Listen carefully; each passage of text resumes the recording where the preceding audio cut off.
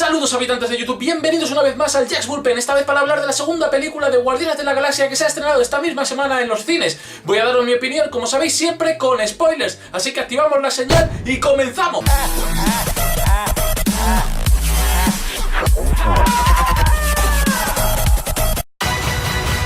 Hope you're ready. It'll be here any minute. Is that a rifle? You don't know what a rifle looks like? Lo primero que hay que decir de este volumen 2 de Guardianes de la Galaxia es que va exactamente después de la primera película cronológicamente hablando, es decir, dentro de la línea temporal del universo cinematográfico de Marvel. Exactamente 4 meses después de la primera película. Por ejemplo, motivo de ello es por lo que encontramos en esta película a Baby Groot, porque han pasado 4 meses desde el final de la primera película en la que Groot reventaba y de una ramita nacía la maceta bailonga que todos conocemos del final de la primera película.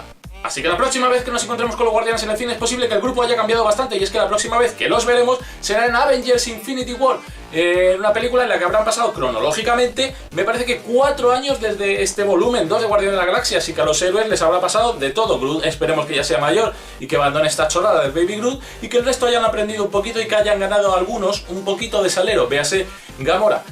Entrando en el contenido de lo que es la película en sí y con cuidado de los spoilers, como os he dicho antes, porque es imposible hacer una reseña de una película como esta sin meternos en spoilers, decir que la película me ha gustado, la película es buena, es entretenida, pero no es la mejor ni con diferencia. Hay mucha gente que la está poniendo en internet como la gran revelación de Marvel, la mejor película de Marvel en cine, y ni de coña, ni de cerca. O sea, la película tiene muchas cosas buenas, pero también tiene muchas cosas malas. Vamos a empezar hablando de las cosas buenas.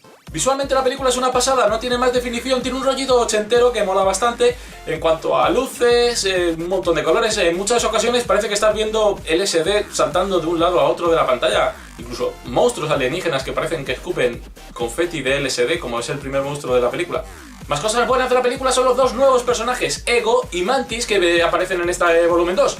Mantis es un personaje que no se parece absolutamente en nada al que vemos en los cómics.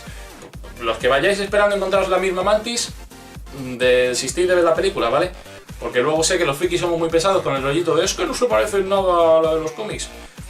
Para los que os pasa este tipo de cosas, que a mí me pasa a veces, tomaos este tipo de películas como un universo alternativo, ¿vale? Como os habéis tomado 1602, Los Marvel Zombies, House of M, etcétera, etcétera. Estas películas tomaoslas como un universo alternativo, ¿vale? Esta Mantis no es la Madonna celestial que estáis esperando, no tiene nada que ver con el espadachín, no tiene toda la saga cósmica detrás. Esta Mantis es un personaje inocente que te aporta un toque de humor, con habilidades empáticas, tal y como en el cómic, aunque en el cómic creo recordar que tiene algo de telepatía, precognición. Aquí no se hace ningún tipo de alusión a ese tipo de poder. Pero el personaje es un personaje carismático, es un personaje que te cae bien desde el principio, al que le coges cariño. Y lo mismo pasa con Ego, que no es que le cojas cariño, ojo, es que es un personaje que también mola desde el principio, pero que igual se aleja del personaje de los cómics. En los cómics Ego es un planeta viviente, con una cara así como de mala hostia, con barba. De hecho, aquí aparece Ego, en este cómic, este Astoni Sintor. Es, por ejemplo, una aparición de Ego en los cómics, por si queréis echarle un ojo y queréis leer algo de él. Pues aquí le veis, es un planeta con cara, con barba y con cara de mala leche, no tiene nada más. Como digo, el Ego de la película no es exactamente como este. El Ego de la película sí que es un planeta viviente, sí que es un planeta con conciencia y demás, pero le han añadido muchísimo más trasfondo, mezclando personajes y historietas del resto de cómics de Marvel. Ahora, Ego es el padre de Star-Lord, de Peter Quill. Nada de Jason de Spartax ni demás historias antiguas. Ahora, en el universo cinematográfico, el padre es Ego. Por cierto, esto va a hacer que veamos aquí a mi amigo Ego en los cómics, seguro, dentro de poco, de nuevo. Y es un personaje que ha aparecido 4 veces en los últimos 1000 millones de años. Pues ya veréis cómo lo vamos a empezar a ver a patadas. Pues como digo, es el padre de Star-Lord. Y aparte de eso, con el añadido de que es un celestial. No un celestial como el de los cómics. Recordad que los celestiales son, si no lo sabéis, son unas criaturas antiguas que se supone que vinieron a la Tierra y han ido a lo largo de mundos, dando la evolución a las criaturas y juzgando. Si les gustaba lo que había salido de esa evolución, para adelante con el planeta. Si no, a tomar por culo bicicleta. Pues es un celestial, no tiene nada que ver, pero se mantiene un poquito ese trasfondo. Y es que el cometido de Ego en esta película, por cierto, spoiler, cuidadito, es el villano de la película, ¿vale? Era un poquito de esperarte, que decir, si veías un poquito de trailers y demás, no te decían quién era el villano. Aparecía Ego, o uno de los guardianes se volvió malo, que sabéis que no, si habéis leído cómics, o Ego era el villano, estaba en clarinete. Pues como digo, su objetivo en la película es ir conquistando planetas, su plan oculto es poner una porción de sí mismo, de su conciencia en todos los planetas de la galaxia y volverse un todo, ser uno con la galaxia y que solo exista él, eliminar toda vida y que solo exista él. El personaje en sí mola, no me malinterpretéis, ¿vale? Visualmente, cuando están peleando contra Ego es una pasada, como digo, un montón de colores y demás, y la historia de él mola, pero tiene vacíos de guión, quiero decir. En la película se nos cuenta que Ego viajó a la Tierra y se enamoró de la madre de Peter Quill, de Meredith. El plan oculto de Ego es criar un montón de niños con la esperanza de que alguno nazca con la semilla de Celestial, con su propia sangre y que tenga los mismos poderes que él. Entonces, para ayudarle a llevar su cometido de conquistar y ser uno con la galaxia, porque dice que un Celestial solo no puede llevar a cabo tal hazaña. Entonces él va frugiéndose de mujeres a lo largo de la galaxia, esperando que alguna semilla nazca con el mismo poder. Y una de estas mujeres, como digo, era Meredith. Entonces se enamoró de Meredith, vaya, la hemos liado, y dijo, hostia, no puedo enamorarme de ella porque tengo un plan y tengo que volver a mi planeta, yo le pongo un tumor en la cabeza y me lo cargo. Y como digo, el vacío de guión está en todo esto, porque cuando ya ha convencido a Peter Quill de su misión, ha demostrado que Peter Quill tiene sangre de Celestial, porque Peter Quill sí tiene sangre de Celestial en el universo cinematográfico. Cuando ha demostrado esto y que Peter Quill puede ayudarle a llevar a cabo su misión, le dice a Peter Quill, por cierto, yo le puse un tumor en la cabeza a tu madre. Y el otro dice, ¿qué? Soy Star-Lord, me cago en tu puta calavera.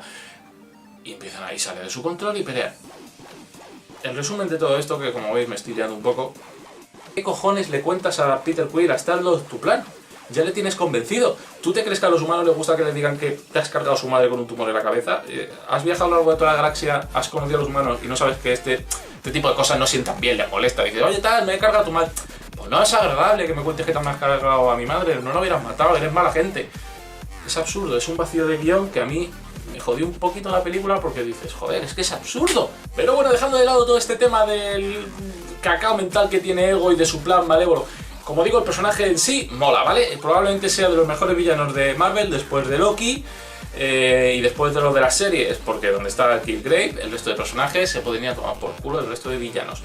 Pues como digo, este sería un top 3 quizá de villanos del universo cinematográfico de Marvel. En el resto de cosas positivas de la película, por supuesto, el humor, que en la primera película ya lo teníamos a patadas, pues aquí han dicho, funcionó, vamos a sobreexplotarlo. Quizás explotándolo demasiado. De esto hablaré ahora un poquito en la parte negativa, pero bueno, el humor en sí, dentro de su parte buena, sin pasarse, está dentro de lo bueno de la película. Pero vamos, esto es algo que todos esperábamos de Guardianes de la Galaxia, humor después de ver la primera película. Y por supuesto, además de todo esto, tenemos personajes antiguos que han evolucionado bastante en esta nueva película y que han dado un siguiente paso en su arco argumental. El primero es Rocket. Rocket nos ha dado más trasfondo del personaje, nos ha dejado ver un poquito dentro de él, por así decirlo, y hemos visto que el personaje da bastante de juego, le coges mucho más cariño del que le tenías. Y otro personaje, que es claramente el que se lleva a la película, es Yondu. Yondu, que prácticamente era un personaje secundario en la primera película, este guardián de la galaxia original en los cómics. En esta segunda película se nos muestra que realmente se siente el padre de Peter Quill, aunque le tuviese retenido, y que le retuvo porque conocía los planes de Ego para usarle para conquistar la galaxia, y que si no tenía sangre celestial como el resto de hijos que había tenido con otras que se había fungido a lo largo de la galaxia, pues iba a acabar con él. Entonces Yondu se nos presenta como el protector de Peter, vemos que tiene mucho más trasfondo, vemos su parte de corazoncito, y bueno, realmente es de lo mejor de la película, sobre todo el final, ¿vale? Aquí no voy a decir nada, aquí no voy a entrar en los spoilers porque la escena es buena y merece la pena ser vista en la película, pero el final de Yondu en la película, el final que tiene el personaje en la película, es lo mejorcito casi de la película y es un punto muy bueno, es una escena muy buena que nos ha regalado Marvel en el cine. ¿Cosas buenas también de la película? Pues por supuesto los cameos, la película está hasta arriba plagada de cameos de personajes y cosas de Marvel. Al principio casi de la película tenemos a Howard el Pato, al que vimos al final de la película anterior, y aquí Howard, es una escena que me dejó clavado en el asiento riéndome. Vemos a Howard en un prostíbulo espacial con una frase bastante graciosa, bebiendo copas y rodeado de chatis espaciales. Quiero una película de Howard ya, o sea, queremos una película de Howard el Pato dirigida por el director de Guardianes de la Galaxia, por favor. Más cameos en la película, por supuesto el cameo de Stan Lee, y esta vez ligado a los vigilantes, a los Watcher, que yo pensaba que la licencia la tenían los Fox con los Cuatro Fantásticos, y no, parece ser que Marvel tiene la licencia para usar estos personajes, que ya lo podrían haber usado antes y de una mejor manera que un cameo así gracioso en Guardianes de la Galaxia. Pero ahí les vemos, y con Stan Lee, como digo, Stan Lee está sentado ahí contándole sus movidas, diciendo que él era un mensajero, lo cual nos lleva a una teoría que hay en internet, que si queréis buscarla, que enlaza todos los cameos que ha tenido Stan Lee en las películas del universo cinematográfico de Marvel, ¿vale? No X-Men y demás, y que dice que todas están conectadas y que es el mismo personaje. Y parece que este cameo nos hace pensar que esta teoría es cierta. Más cameos, alguno difícil de ver. Por ejemplo, bueno, que esto no es cameo como tal, sino que aparece claramente, pero es difícil identificar quién es. Por supuesto, Sylvester Stallone, que hace de Starhawk, uno de los Guardianes de la Galaxia originales, del grupo anterior a Peter Quill y compañía. Y por supuesto también aparecen más Guardianes de la Galaxia originales. El tipo este de cristal que ahora mismo es como un prisma que no recuerdo, el tipo grandote y fuerte. Perdonadme que no recuerde los nombres de los Guardianes originales, ¿vale? Nunca ha sido ese grupo un grupo de mi devoción. Pero aparecen los Guardianes originales. Sylvester Stallone, más allá de esto, realmente no aporta nada a la película, pero es curioso verle. Más cameos de la película en los créditos. En los créditos tenéis muchos detallitos, ojo, para ver, porque aparte de las 5 escenas post-créditos, que no las voy a spoilear, pero son 5, efectivamente, pues en estos créditos hay un montón de detallitos para ver, aparte de los personajes bailando. Uno de los personajes que aparece bailando es Jeff Goldblum, caracterizado de su personaje en la película de Thor Ragnarok. También aparece Cosmo, que yo le he echado de menos, por Dios, aparecía así un mini cameo súper rápido en la primera película. Por favor, queremos a Cosmo con Rocket en esta película, queremos a Cosmo en Los Guardianes. Y por supuesto, 1000 alusiones ochenteras, tenemos Pac-Man, tenemos a David Hasselhoff, alusiones al coche fantástico, al propio David que aparece en la película en un cameo que también es muy bueno y os vais a partir un poquito así la polla porque coño, ¿este qué hace aquí? Un montón de alusiones ochenteras, así que en ese aspecto, en cuanto a alusiones a Marvel y cameos generales y detallitos, chapó a la película, ahí sí que muy bien. Incluso un detallito para los españoles, que bueno, a mí me sobró un poco, pero es una coña de doblaje. Seguro que Caranchoa os suena, pues atentos a la película, que Caranchoa aparece en la película. Yo no digo más. En cuanto a la parte negativa de la película, como digo, volvemos a enlazar con lo que dije antes, el humor. Hay veces que se pasan de humor, ¿vale? Hay escenas que a lo mejor son 5 minutos solo para con la coña de un chiste una y otra vez. Hay chistes buenos y de verdad, y la gracia está ahí y mola. Pero personajes como Drax, que en la primera película era un personaje que tenía gracia porque era el personaje desubicado, ¿vale? El que no pillaba las coñas y demás, aquí le sobreexplotan. Constantemente se ha convertido en el payaso de la película, en el bufón, al sobreexplotar esta característica de no enterarse de nada, de inocencia bruta, por así decirlo. Ahí se les ha ido de las manos. Baby Groot yo esperaba que apareciera un montón en la película, y gracias que no aparece en la película. Pensaba que iba a ser el recurso sobreexplotado. Es curioso de ver, es muy mono, hace gracia en sus apariciones, tiene unos cuantos momentos de coña. Al principio de la película aparece bailando Baby Groot. El principio de la película, los títulos de crédito del principio, es un baile de Baby Groot con el resto peleando detrás y tal. Y esa escena es graciosa. Y está bien que no la hayan sobreexplotado, de verdad, yo eso lo agradezco. Pero es que el personaje tampoco aporta nada, ¿vale? Se le han convertido en Baby Groot, decían que no solo por vender muñecos, tarari que te di. No levanto el dedo porque esto es un vídeo. Pero el tarari que te di, el personaje está para vender muñecos, ¿vale? Para vender merchandising y demás. No aporta absolutamente nada a la película. Más personajes, Gamora. Gamora está exactamente igual que en la primera película y creo que en la reseña que hice de la primera ya lo dije. No es Gamora, ¿vale? Este personaje yo no sé quién es, pero no es Gamora. Sé que he dicho que no hay que tener en cuenta los cómics, hay que intentar tener en cuenta lo menos posible, pero es que este personaje no es Gamora de los cómics, no es la asesina más letal de la galaxia, que creo que aquí te la intentan vender un poco como eso, pero simplemente es una tía seria tal, que no aporta nada. Es un poco el contrapunto serio del grupo, ¿vale? Es el equilibrio de Peter Quill y de los demás. No me aporta absolutamente nada, no me gusta el personaje. Peter Quill, exactamente igual que en la primera película. Incluso un poquito menos protagónico en esta, en detrimento, como digo, de Rocket, por ejemplo, o de Yondu, pero exactamente igual, ahí no aporta nada. Entonces, como digo, los personajes, a nivel de personajes, quitando Rocket y Yondu y los dos nuevos, el resto se han mantenido igual, un poquito por debajo, y ahí eso es una espinita que no me ha gustado. La banda sonora fue uno de los grandes aciertos de Guardianes de la Galaxia 1. La banda sonora de principios de los 80 y demás, setentera, principios de los 80, fue una pasada. Fueron canciones súper pegadizas que hemos escuchado hasta la saciedad, que muchas se han vuelto a ser conocidas gracias a la película. que la gente le encantó. El Awesome Mix, que creo que se llamaba la banda sonora del volumen 1, que no era el volumen 1, pero bueno, de la primera película de Guardianes, fue una pasada. Aquí tenemos más canciones de los 80, pero no tan pegadizas, no tan bien utilizadas. Tú sales de la película sin tener una canción metida a la cabeza como pasó con la primera. Entonces la música también ha bajado un escalón respecto a la primera. Ahí hemos perdido. En cuanto a la trama y el ritmo de la película, a ver, hay que tener en cuenta que la primera película, gran parte de su potencial y de por lo que gustó tanto, es porque la gente no tenía ni puta idea de lo que iba a ver. Se encontraron de repente con un grupo de canallas, con mucho humor, y personajes muy carismáticos, y como digo, la gente no se lo esperaba, la gente que no leía cómics no sabía quién era este, de repente se encontraron un árbol, un mapache, entonces eso fue parte del éxito de esta película.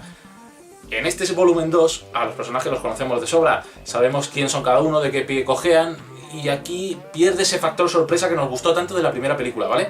Esto hace que el ritmo en la primera mitad de la película sea, en mi opinión, porque como digo siempre esta es mi opinión, un poquito lenta, y hace que pierda interés en detrimento del argumento, en detrimento de muchos chistes, representación de personajes otra vez, para situarlos un poquito, pero es que solo han pasado 4 meses, tampoco te los puedes situar mucho, entonces pierde demasiado ritmo en favor de los chistes. Luego sí, la segunda mitad de la película, ya cuando se descubre el plan de Ego y demás, el ritmo asciende, la batalla, el final de la película y demás, eso está muy bien, es muy chulo. Como digo, el final de la película con las acciones de Yondu, de lo mejorcito. Pero tiene una primera mitad que hace que la película pierda. Entonces, tenemos una primera mitad un poquito floja, personajes que han perdido algunos, un poquito de ritmo, chistes sobrepasados y una banda sonora que no engancha tanto, hace que la película sea buena, porque como he dicho tiene cosas buenas, pero no termina de llenar del todo. A mucha gente sí, sé que hay muchísima gente que le ha encantado y que consideran que es la mejor película de Marvel. Lo siento, pero para mí no, ese honor lo sigue teniendo Doctor Strange. Doctor Strange seguido de Avengers y probablemente de Iron Man 1. Esta iría bastante detrás, porque por delante iría la primera de Guardianes sin duda. Así que esta es mi opinión personal sobre el volumen 2 de Guardianes de la Galaxia. Os recomiendo a todos que vayáis a verla igualmente, porque la película, como digo, es buena y os va a entretener, y además siempre es bueno disfrutar. Por cierto, esta película es la primera, diría yo, de todo el universo cinematográfico de Marvel, incluidas las series, que no está ligada de ninguna manera al resto. Quiero decir, no hay alusiones a Thanos, que por cierto, no hay ni una sola alusión a Thanos, más allá del hecho de que Nebula es hija de él y dice que vaya a matarle, y una alusión a que Peter Quill sostuvo una gema del infinito en la mano, pero no hay alusiones al resto de las gemas, a la trama general que nos está llevando a Infinity War, así que eso también es de agradecer. Como digo, disfrutar la película, ¿vale? Disfrutarla como una película palomitera, porque es una película palomitera, y la película es buena, disfrutarla, pero para mi gusto no es de lo mejorcito. Y bueno, esta es mi opinión y nos vemos en el próximo vídeo. Gracias por verme y si recordad, podéis seguirme en Twitter, Instagram y en todo lo que os apetezca, para si queréis conocer más opiniones, más directas y más en vivo de todo lo que a mí me vaya pasando por la mente. Y nos vemos en el próximo vídeo. ¡Un saludo, habitantes!